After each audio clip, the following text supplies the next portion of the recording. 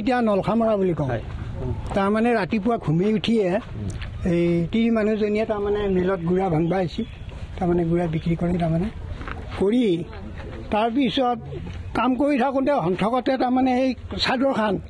এই হেৰিত লাগি গ'ল লবৰত লাগি মানুহটো টানি লৈ যায় তাৰমানে চেপি গলটো ছিঙি